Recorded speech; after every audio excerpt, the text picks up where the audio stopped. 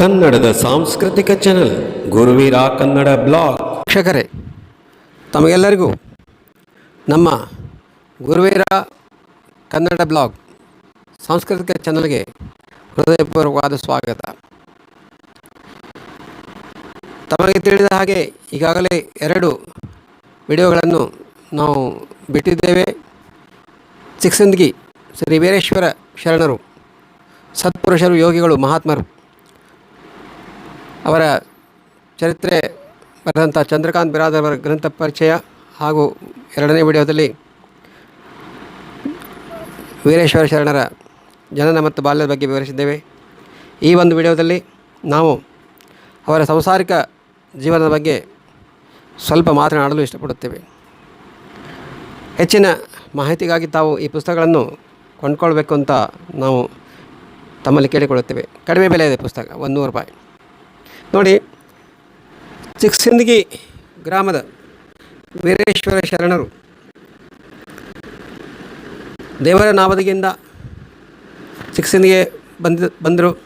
ಅವರ ಅತ್ತೆ ಅವರನ್ನು ಗುರುತಿಸಿ ಅವರನ್ನ ಮೇಲೆ ಅತ್ತೆ ಅವರ ಆಶೀರ್ವಾದದಿಂದ ಚಿಕ್ಕಸಿಂದಗಿಯ ಶ್ರೀ ಮಲ್ಲಿಕಾರ್ಜುನ ದೇವಸ್ಥಾನದ ಧಾರ್ಮಿಕ ಕೈಂಕರ್ಯವನ್ನು ಕೈಗೊಂಡರು. ಮುಂದೆ ಅತ್ತೆಯವರು ಶಿವೈಕ್ಯರಾದರು. ಅದಾದ ಮೇಲೆ ಮುಂದೆ ಏನಾಗುತ್ತೆ, ಈಗ ತಂದೆಯವರು ಮತ್ತು ತಾಯಿಯವರು ದೇವರನಾವದಿಯಲ್ಲಿ ಇರ್ತಾರೆ. ಈ ಕಡೆ ಅತ್ತೆಯವರು ಇಲ್ಲ ಚಿಕ್ಕಸಿಂದಗಿಯಲ್ಲಿ. ಮತ್ತು ಇವರ ಊಟದ ವ್ಯವಸ್ಥೆ ಹೇಗೆ, ಒಬ್ಬರೇ ಹೇಗಿರ್ತಾರೆ, ಇವ್ರಿಗೊಂದು ಮದುವೆ ಮಾಡಬೇಕು ಅಂತಿಕೊಂಡು ಬಂದು ಬಳಗ ತಂದೆ ತಾಯಿಯವರು ಭಾಳ ಚಿಂತಿತರಾಗಿ ಭಾಳ ಆಸಕ್ತಿ ತೋರಿಸ್ತಾರೆ. ಆದರೆ ವೀರೇಶ್ವರ ಶರಣರು ಅವರು ಯೋಗಿಗಳು, ಅವರು ತಮ್ಮ ಜೀವನವನ್ನು ಶ್ರೀ ಮಲ್ಲಿಕಾರ್ಜುನ ಸೇವೆಗಾಗಿ ಮುಡಿಪಾಗಿದ್ದಾರೆ. ಅವರ ಒಂದು ಜೀವನ, ಅವರಲ್ಲಿ ಧಾರ್ಮಿಕ ಮತ್ತು ಆಧ್ಯಾತ್ಮಿಕ ವಿರಕ್ತಿ, ಅವರ ಮೈಯಲ್ಲಿ ರಕ್ತದ ಕಣಕಣದಲ್ಲೂ ವೈರಾಗ್ಯ ತುಂಬಿತು. ಅವರಿಗೆ ಮದುವೆ, ಹೆಂಡತಿ, ಮಕ್ಕಳು, ಸಂಸಾರ ಇದ್ಯಾವುದೂ ಇಷ್ಟ ಇರಲಿಲ್ಲ. ವೈರಾಗ್ಯ ಭಾವ ತುಂಬಿತ್ತು. ಆದರೂ ಕೂಡ ತಂದೆ ತಾಯಿ ಬಂಧು ಬಳಗ ಬಿಡಲಿಲ್ಲ. ಏನಾರು ಮಾಡಿ ಮದುವೆ ಮಾಡ್ಕೊಳ್ಳಿ, ಒಬ್ಬರೇ ಯಾಕಿರ್ತೀರ ಅಂದ್ಕೊಂಡು ಅವರಿಗೆ ಮನಸ್ಸು ಒಲಿಸಿದರು. ಕೊನೆಗೆ ಮೆರಗಿಯ ಜಂಗಮನೆತನದ ಶಿವಲಿಂಗಮ್ಮನವರ ಸಹೋದರಿ ರುದ್ರಮ್ಮನವರು ವೀರೇಶನ ಮಡದಿಯಾದರು. ಇಲ್ಲಿ ನೋಡಿ, ಮೆರಗಿ ಅಂತ ಒಂದು ಹಳ್ಳಿ ಬರುತ್ತೆ ಸಿಂದಗಿ ಊರಲ್ಲಿ, ಸಿಂದಗಿ ಹತ್ತಿರ. ಅಲ್ಲಿ ಜಂಗಮನೆತನ, ಅಲ್ಲಿ ಶಿವಲಿಂಗಮ್ಮನವರು ಅಂತ ಇರ್ತಾರೆ. ಅವರ ಸಹೋದರಿ ರುದ್ರಮ್ಮನವರು. ಈ ರುದ್ರಮ್ಮನವರಿಗೆ ಬಾಲ್ಯದಲ್ಲಿ ತಂದೆ ತಾಯಿ ಇರೋದಿಲ್ಲ, ತಂದೆ ತಾಯಿ ಕಳ್ಕೊಂಡಿರ್ತಾರೆ. ಅದಕ್ಕೆ ಈ ರುದ್ರಮ್ಮ ಅವರು ವೀರೇಶ್ವರ ಶರಣರಿಗೆ ಯೋಗ್ಯವಾದ ಸತಿಯಾಗಿ ಬರ್ತಾರೆ. ಇಬ್ಬರಿಗೂ ಅವರಲ್ಲೂ ಕೂಡ ಒಂದು ಪತಿ ಭಕ್ತಿ, ಪತಿಯೇ ಪರದೈವ, ಗಂಡನೇ ಪರದೈವ ಅಂತ ಆ ಒಂದು ಗಂಡನ ಮೇಲೆ ನಂಬಿಕೆ ಇಟ್ಟು ಬಂದವರು ಯಾರು, ರುದ್ರಮ್ಮನವರು. ಅವರಿಗೆ ಮದುವೆ ಆಗುತ್ತೆ, ರುದ್ರಮ್ಮನವ್ರ ಜೊತೆಗೆ ಮದುವೆ ಆಗುತ್ತೆ. ಸಂಸಾರ ಜೀವನದಲ್ಲಿ ವೀರೇಶ್ವರ ಶರಣರು ಕಾಲಿಡ್ತಾರೆ. ಸಂಸಾರಿಕ ಜೀವನದಲ್ಲಿ ಕಾಲಿಟ್ಟರು ಕೂಡ ವೀರೇಶ್ವರ ಶರಣರು ಸಂಸಾರದಲ್ಲಿ ಪಾರಮಾರ್ಥವನ್ನು ಕಂಡಿದ್ದಾರೆ. ಎಷ್ಟೋ ಜನ ಆಧ್ಯಾತ್ಮಿಕ ಜೀವಿಗಳು ಹೇಳ್ತಾರೆ, ಯೋಗಿಗಳು, ಸಂಸಾರ ಮಾಡಿಕೊಂಡೇ ಪರಮಾತ್ಮನ ಕಾಣಬೇಕು ಅಂತ. ಸಂಸಾರ ಬಿಟ್ಟು ಪರಮಾತ್ಮನ ಕಾಣಬಾರ್ದು, ಸಂಸಾರ ಮಾಡಬೇಕು, ಈ ಕಡೆ ಪಾರಮಾರ್ಥಿಕನೂ ಸಾಧಿಸಬೇಕು. ಇದೊಂದು ಸಾಧನೆ ಮಾಡಿದವರು ವೀರೇಶ್ವರ ಶರಣರು. ಸಂಸಾರದಲ್ಲಿ ಇದ್ದುಕೊಂಡೇ ಸನ್ಯಾಸಿ, ಸಂಸಾರ ಮಾಡ್ಕೊಂಡು ಸನ್ಯಾಸಿ ಜೀವನ ಮಾಡೋದು. ದಂಪತಿಗಳಿಬ್ಬರು ಭಾಳ ಅನ್ಯೋನ್ಯವಾಗಿ ಭಾಳ ಪ್ರೀತಿಯಿಂದ ಜೀವನ ಸಾಗಿಸ್ತಾರೆ. ನಾನು ಹೇಳ್ತೀನಿ, ಮುಂದೆ ಏನಾಗುತ್ತೆ ಅಂದರೆ, ನೇರವಾಗಿ ನಾನು ಈ ಮಧ್ಯ ಚಂದ್ರಕಾಂತ್ ಬಿರಾದರು ಮದುವೆ ಆದಮೇಲೆ ಅವರು ಮಲ್ಲಿಕಾರ್ಜುನ ಮಂದಿರದಲ್ಲಿ ತಪೋನುಷ್ಠಾನದ ಬಗ್ಗೆ ಬರೆದಿದ್ದಾರೆ. ಇಲ್ಲಿ ನೋಡಿ, ವೀರೇಶ್ವರ ಶರಣರು ನಿಮಗೆ ಹೇಳಬೇಕು ಅಂದರೆ, ಅವರು ಯಾವ ರೀತಿ ತಪಗೈದರು, ಯಾವ ರೀತಿ ಅವರು ಆಧ್ಯಾತ್ಮಿಕ ಜೀವನದಲ್ಲಿ ಒಂದು ತಪಶಕ್ತಿ, ದೈವ ಶಕ್ತಿಯನ್ನು ಪಡ್ಕೊಂಡ್ರು ಅಂತ. ಅದಕ್ಕೆ ಕಾರಣ ಅವರು ನಡ್ಕೊಂಡಿದ್ದು, ಆರಾಧನೆ ಮಾಡಿದ್ದು ದೇವಿನ ಶ್ರೀದೇವಿ, ಪೂಜೆ ಮಾಡೋದು ಮಲ್ಲಿಕಾರ್ಜುನನಿಗೆ. ಆದರೂ ಕೂಡ ವೀರೇಶ್ವರ ಶರಣರು ಆರಾಧಿಸಿದ್ದು, ಭಕ್ತಿ ಮಾಡಿದ್ದು, ತಪಸ್ಸು ಮಾಡಿದ್ದು ಪರಮೇಶ್ವರ ಮಲ್ಲಿಕಾರ್ಜುನ ಸತಿ ಪಾರ್ವತಿ ಯಾರು, ಶಕ್ತಿ ದೇವತೆಯ ಆರಾಧನೆ ಮಾಡಿ ಶಕ್ತಿ ದೇವತೆಯನ್ನು ಒಲಿಸಿಕೊಂಡು ಪರಮಾತ್ಮನಿಗೆ ಮಲ್ಲಿಕಾರ್ಜುನ ಸೇವೆ ಮಾಡಿದರು. ಇಲ್ಲಿ ಶಕ್ತಿ ದೇವತೆ ಯಾರು? ಪಾರ್ವತಿ ದೇವಿ. ಇವ್ರನ್ನ ಹೆಂಗೆ ಒಲಿಸ್ಕೊಂಡ್ರು? ತಪ ಮಾಡಿದ್ರು. ಎಲ್ಲಿ ಮಾಡಿದ್ರು? ಮಲ್ಲಿಕಾರ್ಜುನ ಮಂದಿರದಲ್ಲಿ ತಪೋನುಷ್ಠಾನ ಮಾಡಿದರು. ಇವರು ಮಲ್ಲಿಕಾರ್ಜುನ ದೇವಸ್ಥಾನ ತಪೋನುಷ್ಠಾನ ಮಾಡಿದ್ದಾರೆ. ಆದರೆ ಇವರು ಶ್ರೀದೇವಿ ಮಹಾತ್ಮೆ ಪುರಾಣ ಓದ್ತಾಯಿದ್ರು. ನಿಮ್ಗೆ ಗೊತ್ತಲ್ಲ, ನಿಮಗೆಲ್ಲರಿಗೂ ಗೊತ್ತು. ಶ್ರೀ ಸದ್ಗುರು ಚಿದಾನಂದ ಅವಧೂತರು ರಚಿಸಿದಂಥ ಶ್ರೀದೇವಿ ಮಹಾತ್ಮೆ ಪುರಾಣವನ್ನು ಇವರು ಶ್ರೀ ವೀರೇಶ್ವರ ಶರಣರು ಓದ್ತಾಯಿದ್ರು. ಆ ಶ್ರೀದೇವಿ ಮಹಾತ್ಮೆ, ನಾನು ಕೂಡ ಶ್ರೀದೇವಿ ಮಹಾತ್ಮೆ ಪ್ರತಿ ದಿವಸ ಓದ್ತೀನಿ. ಪುರಾಣ ನಾನು ಓದ್ತೀನಿ. ನಾನು ಕೂಡ ದೇವಿ ಭಕ್ತನೇ ಇದ್ದೇನೆ. ನಾನು ನನ್ನ ಮನೆಯಲ್ಲಿ ಪ್ರತಿ ದಿವಸ ಈಗ ಶ್ರೀದೇವಿ ಪುರಾಣವನ್ನು ನಾನು ಓದ್ತೀನಿ. ತುಂಬ ವರ್ಷ ಆಯಿತು ಓದ್ತಾ ಇರೋದು.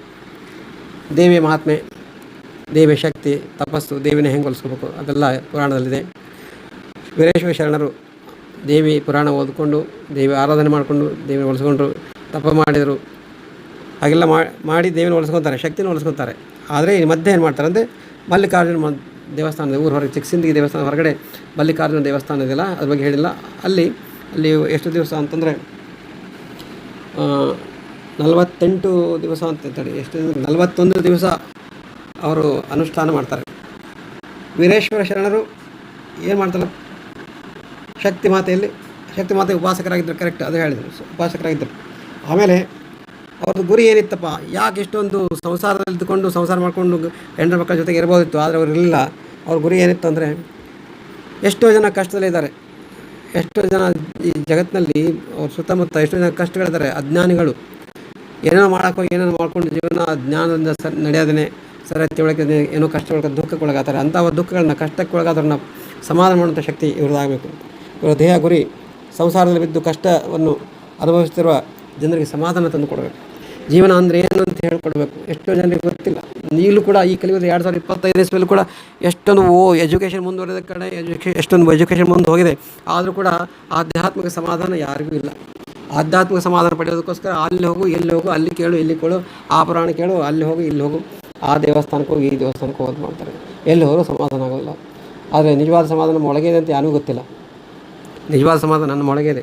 ಸಮಾಧಾನ ನಾವು ಅಂದ್ಕೊಂಡ್ರೆ ಸಮಾಧಾನ ಇದೆ, ನಾವು ಅಂದ್ಕೊಂಡಿಲ್ಲ ಅಂದರೆ ಏನೂ ಸಮಾಧಾನ ಇಲ್ಲ.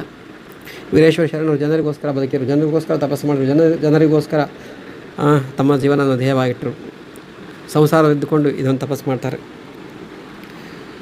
ಇವರು ದೇವಸ್ಥಾನದಲ್ಲಿ ಏನು ಮಾಡ್ತಾರೆ ಮತ್ತು ಹೆಂಗೆ ತಪಸ್ಸು ಮಾಡಿದ್ರು ಅಂದರೆ 41 ದಿವಸ ಅನುಷ್ಠಾನಕ್ಕೆ ಹೆಂಗೆ ಕೂತರು ಅಂತಂದರೆ, ಊಟ ಅವರು ಡಯಟ್ ಏನು ಇಂಗ್ಲೀಷ್ ಬರೀ ಅನ್ನ ನೀರು ಪಾನೀಯ ಎಲ್ಲ ಬಿಟ್ಟರು. ಅನ್ನ ನೀರು ಪಾನೀಯ ಯಾವುದೇ ಸೇವನೆ ಮಾಡೋದಿಲ್ಲ. ಬರೀ ಬೆಳಗಿನ ಟೈಮು 1 ಕಪ್ ಆಕಳ ಹಾಲು, ಶುದ್ಧವಾದ ಆಕಳ ಹಾಲನ್ನು ಕುಡಿಯೋದು. ಅಷ್ಟು ಮುಗಿದರೆ ಇಡೀ ದಿವಸ ಏನೇನು ತೊಳಂಗಿಲ್ಲ. 1 ಕಪ್ ಆಕಳ ಹಾಲು ಮೇಲೆ 41 ದಿವಸ ತಪಸ್ಸು ಮಾಡಿದ್ರು. ಹಾಲು ಕಡಿದು ಶಿವನ ದೇವಸ್ಥಾನದಲ್ಲಿ, ಮಲ್ಲಿಕಾರ್ಜುನ ದೇವಸ್ಥಾನದಲ್ಲಿ 41 ದಿವಸಗಳ ಕಾಲ ಹಾಲಿನ ಮೇಲೆ ಇರ್ತಾರೆ. 1 ಕಪ್ ಹಾಲಿನ ಮೇಲೆ ಇರ್ತಾರೆ ದಿವಸ. ಭಾರಿ ಧ್ಯಾನ ಕೊಟ್ಟು ಅಚಲವಾದಂಥ ಭಾರಿ ತಪಸ್ಸು ಮಾಡ್ತಾರೆ. 41 ದಿವಸ ಬರೀ ಹಾಲು ಮೇಲೆ ಹೊಂದ್ಕೊಂಡು, ಅಂದರೆ ಶರೀರ ಕಡೆ ಗಮನ ಕೊಡೋಂಗಿಲ್ಲ. ದೇವಿಯ ಆರಾಧನೆ, ದೇವಿ ಉಪಾಸಕರಾಗಿ ದೇವಿ ಪುರಾಣದಲ್ಲಿ ಒಂದು ಕಡೆ ಹೇಳ್ತಾರಲ್ಲ ಕೊನೆಗೆ ಜೀವನ್ಮುಕ್ತಿ ಬಗ್ಗೆ, ಯಾವ ರೀತಿ ನಾವು ದೇವಿಯಲ್ಲಿ ಐಕ್ಯ ಆಗಬೇಕು, ದೇವಿಯಲ್ಲಿ ದೇವಿ ಆಗಬೇಕು ಅಂತ ಹೇಳ್ತಾರೆ. ಅದರ ಪ್ರಕಾರ ಇವರು ಮಾಡಿರ್ತಾರೆ ವೀರೇಶ್ವರ ಶರಣರು. ದೇವಿ ಆರಾಧನೆ ಯಾವ ರೀತಿ ನಾವು ಭಜಿಸಬೇಕು, ದೇವರನ್ನು ಹೆಂಗೆ ರೀತಿ ಒಲಿಸ್ಕೋಬೇಕು, ಅದೆಲ್ಲವನ್ನು ಅಷ್ಟು ಈಸಿ ಇಲ್ಲ. 41 ದಿನಗಳಲ್ಲಿ ಅದನ್ನು ಪಡ್ಕೊಂಡಿದ್ದಾರೆ ವೀರೇಶ್ವರ ಶರಣರು. ಲೋಕ ಕಲ್ಯಾಣಕ್ಕಾಗಿ ಆತ್ಮಶಕ್ತಿಯನ್ನು ವೃದ್ಧಿಸಿಕೊಂಡು ಪ್ರಜಾಶಕ್ತಿ ಹಿತಕ್ಕಾಗಿ ಬಳಸುವ ಸಂಕಲ್ಪ ಮಾಡಿದರು. ತಾವು ಏನು ಅನುಷ್ಠಾನ ಮಾಡಿರಲ್ಲ, ತಮ್ಮ ಸುಖಕ್ಕಾಗಿ ಮಾಡೋದು. ಈಗಿನ ಕೆಲವೊಂದು ಜನ ಜಾದು ಕಲಿತಾರೆ, ಬರ್ತಾರೆ, ಸಾವಿರಾರು ರೂಪಾಯಿ ತೊಗೋತಾರೆ ಜಾದು ಮಾಡಿ, ಏನೋ ತಾಯ್ತಾ ಕಟ್ತಾರೆ, ಅದು ಕಟ್ತಾರೆ, ಇದು ಕಟ್ತಾರೆ, ಏನೋ ಮಾಡ್ತಾರೆ. ಆದ್ರೆ ಇವ್ರು ಯಾರೂ ಮಾಡಲಿಲ್ಲ. ಲೋಕ ಕಲ್ಯಾಣಕ್ಕಾಗಿ ಪ್ರಜಾಹಿತಕ್ಕಾಗಿ ತಾವು ಮಾಡಿ ತಪಸ್ಸನ್ನು ಮೀಸಲಾಗಿಟ್ಟರು. ಅದಕ್ಕೋಸ್ಕರ ಮಾಡಿದರು, ಭಗವಂತನ ಕೃಪೆಗೋಸ್ಕರ ಮಾಡಿದರು. ಮೊರೆ ಹೊಕ್ಕರು 41 ದಿವಸಗಳ ಕಾಲ ಮಾಡಿದರು. ಓಕೆನಾ? ಅದು ತಪಸ್ಸು ಅನುಷ್ಠಾನ ಅಂದರೆ ಅದನ್ನು ವರ್ಣನೆ ಮಾಡೋಕ್ಕಾಗಲ್ಲ, ಅದನ್ನು ಅನುಭವಿಸ್ಬೇಕು. ಅನುಭವಿಸ್ಬೇಕು ಏಕಾಗ್ರವಾಗಿ ಹಗಲು ರಾತ್ರಿ 41 ದಿವಸಗಳ ಕೂಡುವಷ್ಟು ಸರಳ ಅಲ್ಲ. ನಿದ್ದೆ ಮಾಡೋಂಗಿಲ್ಲ. ಬರೀ 1 ಕಪ್ ಹಾಲಲ್ಲಿ ನಿದ್ದೆ ಬರುತ್ತಾ? ಬರೋದಿಲ್ಲ. ಆಮೇಲೆ ಕೇಳಿ ಮುಗಿತಲ್ಲ 41 ದಿವಸ ಕಾಲ ಮುಗಿದ ಮೇಲೆ ಅವರಲ್ಲಿ ಏನಾಗ್ತಂದರೆ ಬದಲಾವಣೆಗಳು ಕಾಣ್ತವೆ. ತೇಜ, ಭಗವಂತನ ತೇಜ ಅವರಲ್ಲಿ ಕಾಣಿಸ್ಕೊಳ್ತದೆ. 41ನೇ ದಿವಸ ಕೊನೆಯ ದಿವಸ ಕಣ್ಣು ಮುಚ್ಕೊಂಡು ಧ್ಯಾನ ಕೂತಾಗ ಮುಂದೆ ಶಿವಲಿಂಗ ಇರ್ತಾನೆ, ಮಲ್ಲಿಕಾರ್ಜುನ ಲಿಂಗದಿಂದ ಒಂದು ಮಿಂಚು ಹೊಳೆದು ಅವರಲ್ಲಿ ಶರೀರದಲ್ಲಿ ಸೇರ್ಕೊತೈತೆ. ಆ ಒಂದು ಅನುಭವ ಅವರಿಗೆ ಆಗ್ತೈತೆ. ಅದರತ್ತಿನ ದೈವಿ ಶಕ್ತಿ ಅವ್ರಿಗೆ ಒಲಿತೈತೆ. ದೈವಿ ಶಕ್ತಿ ದೇವರು ಅವರು ಒಲಿತಾರೆ. ಇಷ್ಟೆಲ್ಲ ವರ್ಣನೆ ಮಾಡಿದ ಚಂದ್ರಕಾಂತ್ ಬಿರಾದವರು. ಈಗ ಸಂಸಾರಿಕ ಜೀವನದಲ್ಲಿ ವೀರೇಶ್ವರ ಶರಣರು ರುದ್ರಮ್ಮನವರ ಜೊತೆ ಅನನ್ಯವಾಗಿದ್ದರು. ಈಗ ಏನಾಗುತ್ತಂದರೆ ಸಮಯ ದುಃಖಕ್ಕೆ ಸಮಾಧಾನ ಹೇಳುವವರಿಗೆ ಈ ಜಗತ್ತಿನಲ್ಲಿ ಏನಿದೆ ಅಂದರೆ, ಯಾರು ಸಮಾಧಾನ ಹೇಳ್ತಾರೆ, ಯಾರು ಪರಿಹಾರ ಸೂಚಿಸ್ತಾರೆ ಅವರಿಗೆ ಕಷ್ಟಗಳು ಜಾಸ್ತಿ. ಇಲ್ಲಿ ಏನಾಗಿದೆ ಅಂದರೆ, ವೀರೇಶ್ವರ ಶರಣರು ರುದ್ರಮ್ಮನವರ ಜೊತೆಗೆ ಅನ್ಯೋನ್ಯವಾಗಿ ಸಂತೋಷದಿಂದ ಸಂಸಾರ ಮಾಡ್ತಾ ಇರುವಾಗ ಒಂದು ದಿವಸ ಒಂದು ಗಳಿಗೆ ರುದ್ರಮ್ಮನವರು ಗರ್ಭಿಣಿ ಆಗ್ತಾರೆ. ಸಂತೋಷದ ಸಮಯ, ಸಂತೋಷದ ಕಾಲ. ಆದರೆ ವೀರೇಶ್ವರ ಶರಣರಿಗೆ ಎಲ್ಲ ಗೊತ್ತಿತ್ತು. ತ್ರಿಕಾಲಜ್ಞಾನಿಗಳಾಗಿದ್ದರು. ಮುಂದೆ ಆಗೋದನ್ನೆಲ್ಲನೂ ಅವ್ರಿಗೆ ಗೊತ್ತಾಗ್ತಿತ್ತು. ಹೆಂಡತಿ ಗರ್ಭಿಣಿ ಆಗಿದ್ದು ಗೊತ್ತು. ಹೆಂಡತಿ ಗರ್ಭಿಣಿ ಆದಾಗ ಹೆಂಡತಿಯಲ್ಲಿ ಹುಟ್ಟುವಂಥ ಮಗು ಗಂಡು ಮಗುನೇ ಆಗುತ್ತಂತನೂ ಗೊತ್ತು. ಆದಂಥ ಗಂಡು ಮಗು 12ನೇ ವಯಸ್ಸಿಗೆ ತೀರಿ ಹೋಗುತ್ತಂತನೂ ಗೊತ್ತು. 12 ವರ್ಷ ಆಯುಷ್ಯ ಇರತಕ್ಕಂಥ ಮಗ ಹುಡ್ತಾನಂತನೂ ವೀರೇಶ್ವರ ಶರಣರಿಗೆ ಮೊದಲೇ ಗೊತ್ತಿತ್ತು. ಇದು ಆಧ್ಯಾತ್ಮಿಕ ವ್ಯಕ್ತಿ, ಶಿವಯೋಗದಿಂದ ಕೂಡಿದ ವ್ಯಕ್ತಿ, ತಪಸ್ಸನ್ನು ಮಾಡಿದಂಥ ವ್ಯಕ್ತಿ, ದೈವಿ ಶಕ್ತಿಯನ್ನು ಬಳಸಿಕೊಂಡಂಥ ವ್ಯಕ್ತಿ ಸ್ಥಾನದಲ್ಲಿ ಇದ್ದುಕೊಂಡು ಅವರು ತಿಳ್ಕೊತಾರೆ. ಆದರೆ ಒಬ್ಬ ತಂದೆ ಸ್ಥಾನದಲ್ಲಿ ಇದ್ದುಕೊಂಡು ನೋಡಿದಾಗ ಅವರಿಗೆ ಮಗ 12 ವರ್ಷಕ್ಕೆ ಸಾಯಬಾರ್ದು, ಅವ್ನು ಬದುಕಬೇಕು, ಬಾಳಬೇಕು ಅನ್ನುವಂಥ ಒಂದು ಕುತೂಹಲ, ಆಶೆ ಒಂದು ಕಡೆ ಇರ್ತದೆ. ಯಾರಿಗೆ? ವೀರೇಶ್ವರ ಶರಣರಿಗೆ. ಅದಕ್ಕೆ ಅವ್ರು ಏನು ಮಾಡ್ತಾರಂದರೆ, ತಮ್ಮ ತಪೋಬಲದಿಂದ ಮಗನನ್ನು ಉಳಿಸ್ಬೇಕಂತಕೊಂಡು 9 ತಿಂಗಳ ಗರ್ಭಿಣಿ 9 ತಿಂಗಳು ಆದಮೇಲೆ ಪ್ರಸವ ಸಮಯದಲ್ಲಿ ಸೂಲಗೆತ್ತಿ ಹೇಳ್ತಾರೆ, ಮಗು ಹೊರಗೆ ಬಂದ ತಕ್ಷಣ ನಾನು ಕೊಡೋಂಥ ಲಿಂಬೆಹಣ್ಣನ್ನು ಇಳಿಸಿ ಮನೆ ಹೊಸ್ತಲು ಹೊರಗೆ ದಾಟಿಸಿಬಿಡು, ಅದು ಒಳಗೆ ಇಡಬೇಡ ಅಂತ ಹೇಳ್ತಾರೆ. ಒಳಗೆ ಬಿಡಬೇಡ ಅಂತಾರೆ. ಆಯ್ತಪ್ಪ ಅಂಥೇಳಿ ಸೂಲಗೆತ್ತಿ ಇವ್ರು ಹೇಳೋಕೆ ಒಪ್ಕೊತಾಳೆ. ಇವರು ತಮ್ಮ ತಪಶಕ್ತಿಯಿಂದ ಮಗನಿಗೆ ಆಯುಷ್ಯ ಕೊಡುವಂಥ ಒಂದು ಶಕ್ತಿಯನ್ನು ಲಿಂಬೆಹಣ್ಣಲ್ಲಿ ತುಂಬಿ ಸೂಲಗೆತ್ತಿ ಕೊಡ್ತಾರೆ. ಇನ್ನೇನು ಸೂಲಗೆತ್ತಿ ಮಗು ಹೊರ ಬಂದ ತಕ್ಷಣ ಇಳಿಸ್ತಾರಂತಲ್ಲ, ಲಿಂಬೆಹಣ್ಣು ಇಳಿಸಿ ಒಗಿತಾಳೆ ದೂರ. ಒಗೆದಾಗ ಆ ಲಿಂಬೆಹಣ್ಣು ಹೊಸ್ತಲ ದಾಟಿ ಹೊರಗೆ ಹೋಗಲ್ಲ, ಅದು ಹೊಸ್ತಲೆ ಹೊಡೆದು ಉಲ್ಟಾ ಮನೆ ಒಳಗೆ ಬರ್ತದೆ. ಇದರ ಅರ್ಥ ಏನು ಅಂದರೆ, ಸಾವು 12 ವರ್ಷ ಆಯುಷ್ಯ ಪಡ್ಕೊಂಡ ಮಗು ತನ್ನ ಸಾವಿನ 12 ವರ್ಷದ ಆಯುಷ್ಯದಿಂದ ಹೆಚ್ಚಿಗೆ ಪಡೆಯೋಕ್ಕಾಗಲ್ಲ. ವೀರೇಶ್ವರ ಶರಣರು ಅಂದ್ಕೊಂಡಿದ್ದು ಆಗಲಿಲ್ಲ. ಅಲ್ಲಿ ಲಿಂಬೆಹಣ್ಣು ಹೊಸ್ತಲ ಪಡೆದು ಒಳಗೆ ಬೆತ್ತು. ಆಗ ಅಂದ್ಕೋತಾರೆ, ನಗ್ತಾರೆ ಮನಸ್ಸಿನಲ್ಲಿ ವೀರೇಶ್ವರ ಶರಣರು, ಅವನು ಅಷ್ಟೇ ಪಡ್ಕೊಂಡು ಬಂದಿದ್ದಾನೆ ಮಗ, ಅಷ್ಟೇ ಖುಷಿಬೇಕು. ಹೀಗೆ ಅವ ಮಗು ಹುಡ್ತಾನೆ, ಬೆಳೀತಾನೆ. ಅವನ ಹೆಸರು ಮಲ್ಕಯ್ಯ ಅಂತ ಹೆಸರಿಡ್ತಾರೆ. ಮಲ್ಕಯ್ಯ ಅಂತ ಕರೀತಾರೆ. ವೀರೇಶ್ವರ ಶರಣರಿಗೆ ಗೊತ್ತಿರ್ತದೆ ಅವನು 12 ವರ್ಷಕ್ಕೆ ನಂತರ ಇರೋದಿಲ್ಲ ಅಂತ. ಮುಂದೆ 12 ವರ್ಷ ಆಯಿತು. ಆದಮೇಲೆ ಮಗ ತೀರಿ ಹೋಗ್ತಾನೆ. ಯಾರಿಗೂ ಹೇಳಲ್ಲ ಅವ್ರಿಗೊಬ್ಬರಿಗೆ ಗೊತ್ತಿರ್ತದೆ. ಆ ಸೂಲಗೆತ್ತಿಗೆ ಮಾತ್ರ ಗೊತ್ತಿರ್ತದೆ. ರುದ್ರಮ್ಮನವ್ರು ಹೇಳ್ತಾರೆ ಬಿಟ್ಟರೆ ಗೊತ್ತಿಲ್ಲ. ಆದರೆ 12 ವರ್ಷ ಆದಮೇಲೆ ಮಗನ ಕಳ್ಕೊತಾರೆ.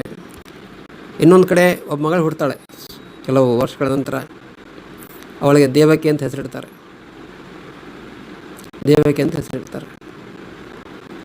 ಆದರೆ ಆ ಮಗಳು ಇನ್ನೂ ಸಣ್ಣ ಹುಡುಗಿ, ಆಟ ಆಡಿಕೊಂಡಿರೋ ಹುಡುಗಿ. ಅವಳು ಕೂಡ ಬದುಕಲ್ಲ ಅಂತ ವೀರೇಶ್ವರ ಶರಣರಿಗೆ ಗೊತ್ತಿತ್ತು.